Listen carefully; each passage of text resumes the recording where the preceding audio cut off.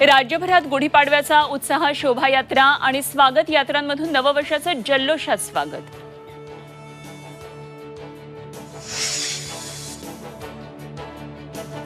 कौपिनेश्वराच्या पालखीचं दर्शन घेत मुख्यमंत्री एकनाथ शिंदे ठाण्यातल्या शोभायात्रेत सहभागी, तर उपमुख्यमंत्री देवेंद्र फडणवीस यांनी नागपूरमधल्या शोभायात्रेत विजयाची उंच गुढी उभारू, मुख्यमंत्री उपमुख्यमंत्र्यांचा विश्वास।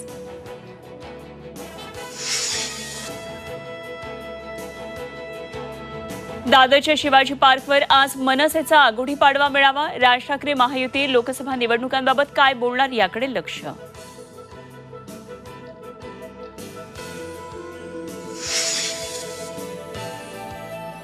गुढीपाडव्याच्या मुहूर्तावर आज महाविकास आघाडीच्या वरिष्ठ नेत्यांची पत्रकार परिषद, जागा वाटपाच्या अंतिम फॉर्म्युल्याची माहिती देणार। साताऱ्याच्या दोन्ही राज्यांमध्ये अखेर मनोमिलन, यापुढे प्रत्येक निवडणूक एकत्र लढणार, उदयनराजेंनी घेतली छत्रपती शिवाजी महाराजांची शपथ। आणि मध्य महाराष्ट्र, मराठवाडा आणि विदर्भात अवकाळी पावसाचा इशारा, वादळी वारे आणि विजांच्या कडकडाटासह पावसाची शक्यता।